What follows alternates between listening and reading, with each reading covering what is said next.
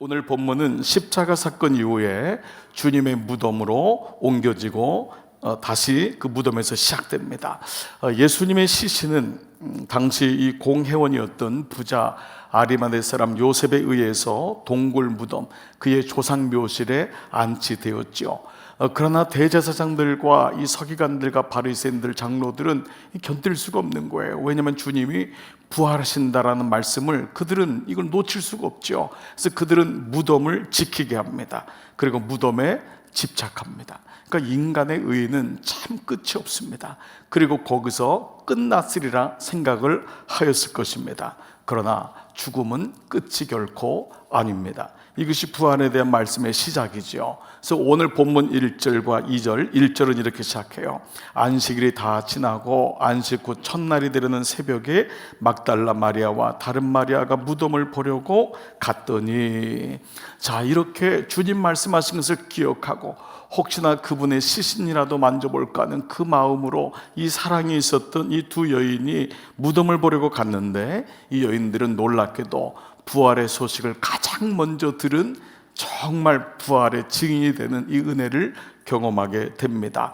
여인들은 천사를 통해서 주님이 부활하셨던 소식을 가장 먼저 듣게 되죠. 이미 주님께서 무덤에 계시지 않고 부활하셨다, 이 소식이었기 때문에 이 천사의 메시지는 주님이 먼저인지 후에 나타나시기도 하지만은 먼저 우리에게 이 본문을 이해하는데 아주 소중한 말씀이 됩니다. 이 천사의 메시지는 크게는요, 첫째, 셋째, 둘째 세 가지인데 5절이 먼저 첫 번째입니다. 5절 다 같이 시작. 천사가 여자들에게 말하여 이르되 너희는 무서워하지 말라. 십자가에 못 박히신 예수를 너희가 찾는 줄을 내가 아노라. 첫 번째, 천사를 통해 주는 메시지 뭐죠? 무서워하지 말라. 다른 말로 하면 부활은 평안이라고 하는 메시지가 이미 이 안에 깔려 있습니다. 부활은 평안이다.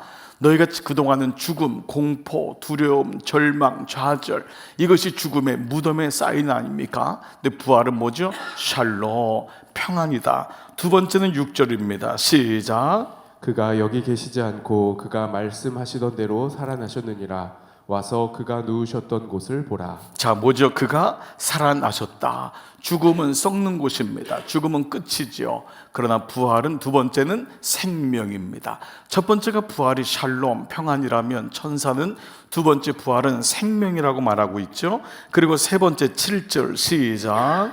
또 빨리 가서 그의 제자들에게 이르되 그가 죽은 자 가운데서 살아나셨고 너희보다 먼저 갈릴리로 가시나니 거기서 너희를 배우리라 하라. 보라, 내가 너희에게 일렀느니라 하거늘. 자, 보십시오. 보라, 내가 너희에게 일렀느니라. 갈릴리로 가셨다라는 것입니다. 그러니까 제자들 보러 갈릴리로 가라고 하는 거죠. 즉 무엇이죠? 이 갈릴리는 그들의 부르심의 현장이요, 사명의 현장이었잖아요. 그래서 세 번째, 바로 부활은 사명이구나 라는 이 세 단어를 천사들을 통해 이미 이 말씀이 어디로 진행되는지를 보게 됩니다. 평안과 그리고 생명과 그리고 사명입니다.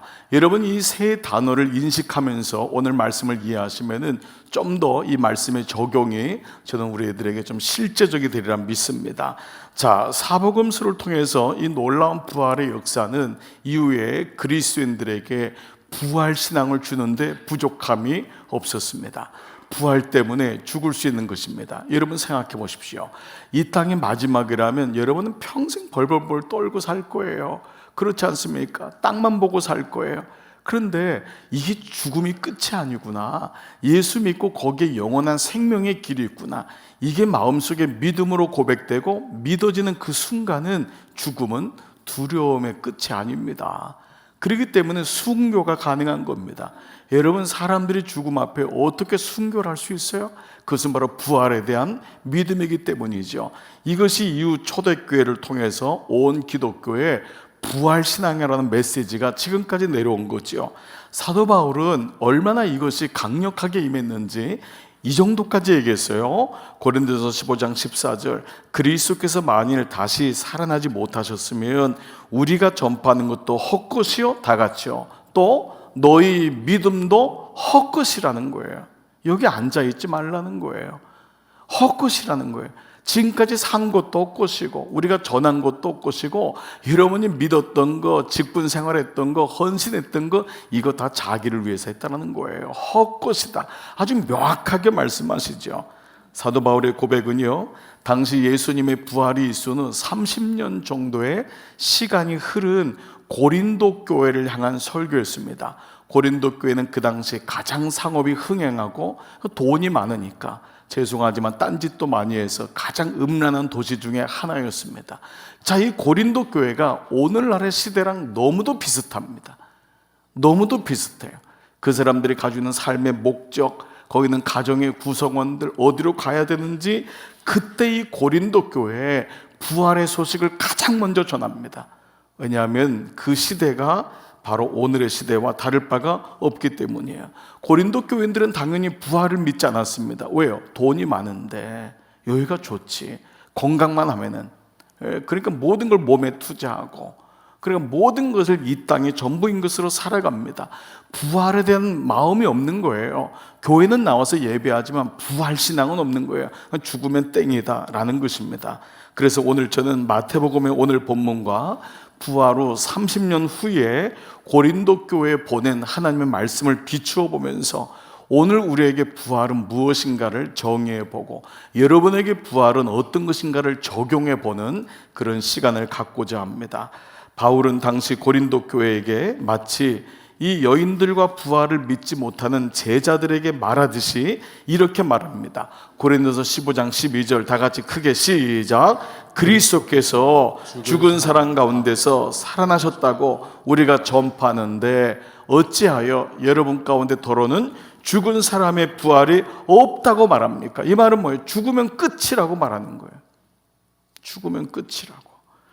고린도 전서는 특별히 부활장이라고 일컬어지는 말씀입니다. 그만큼 이 부활의 믿음이 얼마나 중요한지를 변증하고 있습니다. 여러분 이 말씀을 다시 생각해 보세요. 자, 여러분이 지금 오늘 예배드린 분은 20대가, 30대가, 40대, 50대, 60대, 70대, 그럼 80 정도 살면은 야, 나는 많이 살았으니까 내일 죽어도 좋겠네, 천만에요. 사람은 생명에 대한 애착이 굉장히 큽니다. 여러분 어르신 보러 살 만큼 사셨으니까 이제 이런 얘기하면 큰일 납니다. 어르신들도 그러죠. 내가 무슨 요한이 있겠냐, 내일 가도 좋겠다. 그 말 믿으시면 안 됩니다. 여러분 무슨 말인지는 알지만 생명에 대한 건 절대 포기할 수 없는 게 인간의 본성이에요. 그런데 그 생명이 끝이라고, 여기가 끝이라고 생각하니까 더 그 너머를 바라보는 게 아니라 거기 집착하는 거예요. 이 땅에 집착하는 거예요. 하늘을 보지 못하는 거예요. 이게 전부니까 다 손에 붙잡고 살고 너무너무 힘들게 사는 거예요.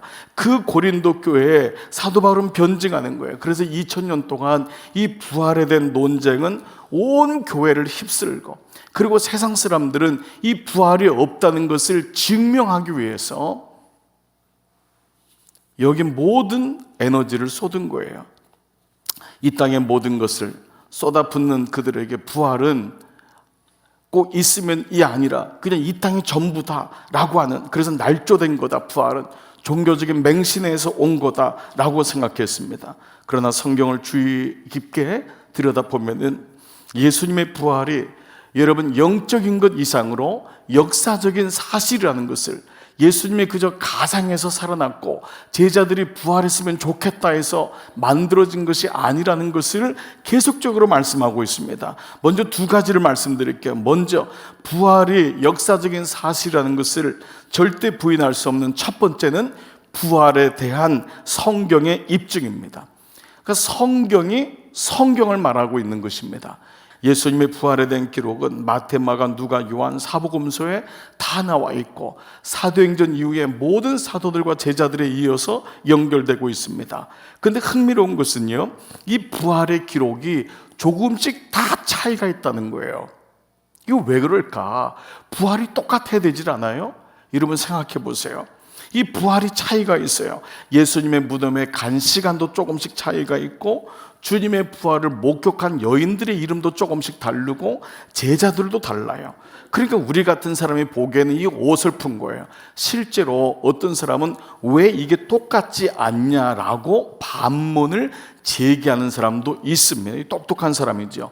성경 사복음서를 보니까 이게 똑같지 않으니까 이상하더라는 거예요. 그런데요, 고대 문서의 진위를 가리는 것은 인류 역사에 그동안 해왔던 업적입니다. 수많은 사람이 사본과 진본을 계속해서 가려내고 무엇이 페이크고 무엇이 트루인지를 알아내는 건 너무도 중요했어요. 이거는 인류에게 가장 많이 개발된 그 하나의 학문이기도 했습니다. 이 고대 문서의 진위를 가리는 전문가들에게는 이것이 대단히 중요한 실마리가 되었습니다. 거짓 문서의 특징은 짜맞추는 것이었습니다. 금방 보이는데도 불구하고 모든 것을 짜맞추려고 하는 것입니다. 인간의 본성입니다. 예수님의 부활도 짜맞추고 싶은 것이 만약에 거짓이라면 인간의 본성은 그렇게 드러나야 돼요.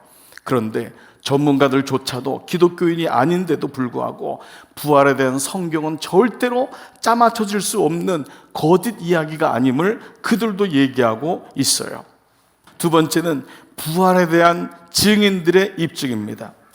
첫 번째는 성경이 입증을 하고, 두 번째는 부활에 대한 증인들의 입증입니다. 증인이란 보았고 경험한 것을 말하는 것이 증인입니다. 거짓을 덮으려는 인간의 시도는 위증에서부터 시작되죠. 이 위증은 두 사람만 대조를 시키면 금방 들통이 납니다. 아무리 훌륭한 시나리오를 가져도 여러분, 시간의 문제이지 결국은 드러나게 돼 있는 거예요. 여러 사람의 입을 막을 수가 없는 것입니다. 물론 법으로는 아니라고 하고 계속해서 내릴 수 없을지라도 본인도 알고 상대방도 아는 것이 위증입니다. 법으로는 결정이 안 됐을지라도 상대방도 알고 나도 알고, 이게 거짓이라는 거예요. 아무리 돈으로 입을 막으려고 해도 저쪽에서 또 나오는 것이 위증입니다. 시간의 문제이지 결국 자기에게 불리하게 되면은 위증하게 됩니다. 이것이 인간의 본성입니다. 고린도서 15장 15절 다 같이 시작. 만일 우리가 거짓을 증언하면 우리 역시 하나님 앞에 거짓을 증인이 됩니다. 그러나 우리는 본 것을 말하노니 하나님이 그리스도를 죽은 자 가운데서 살리셨음입니다. 그렇습니다. 이 말씀은 계속 사도들의 말씀과 사도 바울의 말씀이 이어지면서 우리는 본 것을 말합니다. 우리가 거짓 증언을 하면 하나님 앞에서 거짓 증인이 됩니다. 하나님이란 단어까지도 대조하죠. 그리고 고린도서 15장 4절 보면은 장사 지낸 바 되었다가 성경대로 사흘 만에 다시 살아나사 게바 베드로에게 보이고, 그 후에 12 제자에게와 그 후에 500의 형제에게 일시에 보이셨다니, 그 중에 지금까지 태반이나 살아있고 어떤 이는 잠들었으며, 그 후에 야고보에게 보이셨으며, 그 후에 모든 사도에게와 맨 나중에 만삭되지 못하여 난 바울 같은 자신에게도 보이셨다라고 말씀하고 있습니다. 그렇다면 오늘 고린도 교회와 똑같은 시대 속에 사는 여러분에게 두 가지 질문을 던지고 싶습니다. 첫 번째, 먼저 나에게 부활신앙은 무엇인가? 여러분에게 부활신앙은 뭡니까? 부활이란 말은 죽음에서 살아났다는 거잖아요. 부활은 죽음에서 살아났다는 거예요. 그러나 이 부활신앙이 우리에게 자칫 조금 추상적이 되거나 멀어지는 것은 부활이란 단어가 우리에게는 없는 단어이기 때문에 그렇습니다. 부활이란 단어는 육으로 만들어진 죄 아래에 있는 우리에게는 애초부터 없었던 단어예요. 부활은 없습니다. 또한 이 죽음이란 단어도 인간이 감당할 수 있는 단어가 아닙니다. 여러분, 죽음이란 단어를 묵상해 보십시오. 물론 자기 부인이라고는 죽음은 또 다른 죽음이고, 부활이 없는 죽음은 정말 두려움입니다. 100세 시대가 되어서 어느 시대보다도 삶의 질에 관심을 갖고 있지만 다가오는 죽음을 피할 사람은 아무도 없습니다. 조금은 삶의 퀄리티가 건강할지 모르지만 죽음을 피할 수 있는 사람은 없어요. 그런데 오늘 천사의 고백을 들어보십시오. 다시 5절 6절 천사가 여자들에게 말하여 이르되 너희는 무서워하지 말라. 왜냐하면 죽은 곳에 가는 곳조차도 두렵잖아요. 근데 무서워하지 말라. 십자가에 못 박히신 예수를 너희가 찾는 줄을 내가 아노라. 그가 여기 계시지 않고 죽음 가운데 계시지 않고 그가 이미 말씀하신 대로 살아나셨느니라. 이게 천사들에겐 얼마나 놀라운 소망입니까? 그리고 하는 말이 뭐예요? 그가 누우셨던 것을 보라. 인생은 무덤에서 끝나잖아요. 무덤에서 늘 통곡하고 무덤에서 늘 그렇지 않습니까? 근데 그가 누우셨던 것을 보라. 또 사도 바울은 부활을 의심하는 고린도 교회 교우들을 향하여 고린도전서 15장 19절 만일 그리스도 안에서 우리가 바라는 것이 예수를 믿는 너희가 바라는 것이 다만 이 세상의 삶뿐이면 모든 사람들 가운데 우리가 더욱 불쌍한 자니라. 이 말은 가장 불쌍하다는 거예요. 예수를 믿는데 만약에 우리가 이 세상 삶이 전부라면은 그걸 믿는다면 우리는 가장 불쌍한 자라는 거예요. 그러나 이제 그리스도께서 죽은 자 가운데서 다시 살아나사 잠자는 자들의 첫 열매가 되었도다. 죽은 자 가운데 첫 열매가 되었도다. 아주 놀라운 고백 아닙니까? 그래서 이 성경을 구속사적으로 풀어주는 거예요. 그 다음 21절 보면은 사망이 한 사람으로 말미암았으니, 우리는 원래 죽는 존재가 아니었어요. 하나님과 영원히 거할 수 있는 그런 존재로, 영적인 존재로 만들으셨어요. 그러나 하나님과의 관계가 깨지고 죄 아래에 있음으로 말미암아 아담 때문에 죽음이 왔어요. 그것을 말씀하고 있어요. 사망의 아담 한 사람으로 말미암았으니 이제 다시 본질, 변질, 회복하시는데 그 하나님의 구원의 완성이 죽은 자의 부활도 한 사람으로 말미암느니라. 이것이 누구냔 말이에요. 바로 예수 그리스도를 말씀하고 있어요. 아담 안에서 모든 사람이 죽은 것 같이, 모든 사람이 죽음을 피하지 못한 것 같이 그리스도 안에서 모든 사람이 삶을 얻으리라. 아멘. 여러분, 이 말씀처럼 놀라운 말씀이 어디 있어요? 근데 여러분, 고린도 교회 말씀도 저는 이 말씀을 주면 이런 생각이 들었어요. 고린도 교회 사람들의 표정이 두 가지였을 것 같다. 그래도 계속 안 믿는 마음. 여러분하고도 지금 비슷한 것 같아요. 두 번째는 성령의 감동이 와야 돼요. 믿음은 내가 믿습니다 되는 것이 아닙니다. 성령께서 믿음을 줄 때, 예수님의 죽음, 나의 죽음. 예수님의 부활, 나의 부활. 이게 믿어지는 거예요. 그래서 사도 바울은 이렇게 고백하는 거예요. 55절, 사망아 너희의 승리가 어디 있냐? 네가 승리했다고 믿느냐? 사망아 내가 쏘는 것이 어디 있느냐? 이거 쏜다는 독침이었어요. 수많은 영혼들을 사망으로 죽였거든요. 쏘는 것이 어디 있느냐? 그 다음에 사망이 쏘는 것은 죄예요. 죄의 힘은 율법으로 인한 것밖에 없다는 거예요. 율법이 죄를 드러나게 하기 때문에 율법의 권능은, 죄의 권능은 율법밖에 없다라는 거예요. 그런데 뭐라고 해요? 다 같이 시작.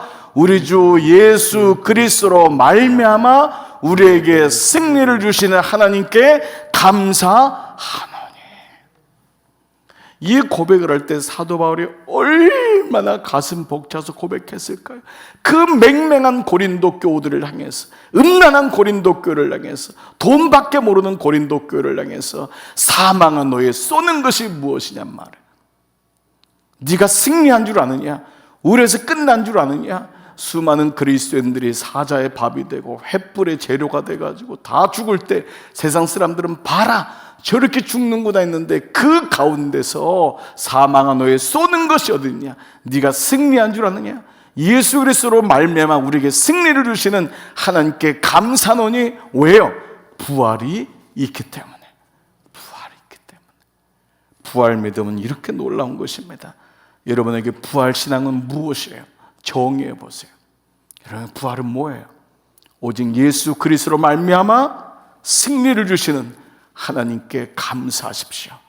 부활은 나로 하여금 다시 생명을 주시는 거예요. 승리를 주시는 거예요. 이 땅의 업적이 승리가 아닙니다. 이 땅에 남겨진 아파트가 승리가 아니에요. 이 땅에 남겨진 자녀가 승리가 아니에요. 여러분의 오직 승리는 죽음이 끝난 후에 주님 앞에 갔을 때 부활의 영광을 보는 것, 거기까지 가는 것이 승리인 줄 믿습니다. 두 번째, 마지막 적용은 부활신앙은 나의 삶에서 어떻게 적용되는가라는 것입니다. 부활신앙은 정의만 하면 안 되고 내 삶에 들어와서 내 삶의 동력이 되어야 되는 것입니다. 이것이 기독교의 믿음이었습니다. 그래서 기독교가 들어간 나라마다 모든 사람들이 일어났어요. 여인들이 일어나고, 장애인들이 일어나고, 병든 사람이 일어나고, 상처받은 사람이 일어나고, 죽으려고 하는 사람이 다시 살아나고, 모든 사람들이 일어났어요. 좌절 속에 있었던 사람들, 우울감 속에 있었던 사람들, 부모를 잘못 만났다고 생각하는 잘못된 생각을 가진 사람들, 이 모든 사람들이 예수님을 만나는 순간부터 자신의 태생의 비밀을 갖고 슬퍼했던 그 사람들이 예수 그리스도로 말미암아 부활하니까 이것이 부끄러운 것이 아니구나, 그들은 일어설 수 있었어요. 오늘 마태복음 본문에 보면 예수님이 제자들에게 뭐라고 하지요? 28장 10절 시작. 이에 예수께서 이르시되 무서워하지 말라. 가서 내 형제들에게 갈릴리로 가라 하라. 거기서 나를 보리라 하시니라. 예수님의 보십시오. 너희가 두려워하지 마라. 샬롬, 평안. 그리고 부활은 생명이다. 여기 없다. 세 번째가 뭐였다 그랬죠? 앞에서 갈릴리로 가라. 예수님이 놀라운 명령이 있어요. 부활한다면 내가 부활했다 그러면 끝나면 되잖아요. 근데 예수님이 갈릴리로 가라는 거예요. 갈릴리가 무엇입니까? 제자들이 주님을 처음 만난 곳이에요. 갈릴리는 제자들이 예수님 만나 사명을 얻었던 곳이에요. 평생 고기 잡는 게 낙인 줄 알고 그것이 평생의 업인 줄 알고 살았는데, 고기 잡는 게 인생의 목적이 아니구나, 사람을 낚는 인생이 되는 것, 영혼을 구하는 것이 인생의 목적이구나, 거기서 삶의 눈을 뜨게 된 것이 바로 갈릴리입니다. 우리에게도 마찬가지입니다. 여러분의 갈릴리는 어디예요? 우리는 먹고 사는데 정신이 팔려서요, 그냥 나이가 들면 또 살다가 죽으면 되지 이렇게 살아가면서 우유부단하게 사니까 갈릴리를 사라진 거예요. 그런데 여러분, 갈릴리가 있는 사람은요 확실히 건강합니다. 갈릴리가 있는 사람은 오히려 연약함도 십자가에 억지로 주시는 은혜로 깨닫고 뛰어넘습니다. 왜냐하면 그에게는 갈릴리가 있으니까. 갈릴리가 있으니까. 이게 믿음의 종착점입니다. 사도 바울은 고린도 교회 성도들에게 결론적으로 부활의 믿음을 가진 사람은 이렇게 살아야 된다고 고백해요. 전서 15장 58절, 그러므로 내 사랑하는 형제들아, 예수 다 믿는 그리스도인들아, 견실하며 흔들리지 말며 항상 주의 일에 더욱 힘쓰는 자가 되라. 여기 주의 일은 꼭 예배를 말하는 게 아닙니다. 여기 일은 에루코란 단어인데 생업이에요. 무슨 말이죠? 여러분이 하는 모든 일이 주의 일이 되어야 된다는 거예요. 여러분이 하는 모든 일이 주의 일, 에루코는 생업이에요. 주님이 그 일을 주셨기 때문에 경고하며 흔들리지 말며, 비바람이 치고 창수가 나겠지만은 잘 견디고 그 가운데 세움 받아 항상 주님의 일, 내가 너에게 준 주의 일, 나의 일을 힘쓰는 자들이 되라. 말씀을 마무리하겠습니다. 사랑하는 여러분, 여러분에게는 예수님은 어떤 분이십니까? 예수님의 죽음이 여러분의 죽음이라면 예수님의 부활도 여러분의 부활이 되셔야 됩니다. 오늘 아침 예배를 드리는 여러분에게 성령께서 들어가셔서 여러분의 마음을 만지시고, 이제 내가 그동안 내 마음대로 살았는데 아니구나, 정말 나에겐 주님이 필요한 분이구나, 주님 없이는 살 수가 없구나, 이 고백이 된다면 저는 오늘 2000년 전에 그 예수님은 시간과 공간을 초월하여 여러분의 심령 속에도 부활하여 여러분의 영혼을 만지시고 일으키시는 줄 믿습니다. 여러분, 이 땅은 절대 끝이 아닙니다. 주님이 끝이 아니라고 하면 끝난 게 아닙니다. 그러면 거기는 부활이 있고 생명이 있고 거기는 하나님이 우리를 기다리고 계십니다. 이 부활의 주님과 이번 한 주간, 아니 여러분의 남은 인생 동행하지 않겠습니까? 오늘 이 믿음이 여러분의 믿음 되기를 주의 이름으로 축복합니다. 예수의 죽음 나의 죽음, 예수의 부활 나의 부활. 다 같이 한번 해볼까요? 예수의 죽음 나의 죽음, 예수의 부활 나의 부활. 한 번만 더요. 예수의 죽음 나의 죽음, 예수의 부활 나의 부활. 주님 부활하셨습니다.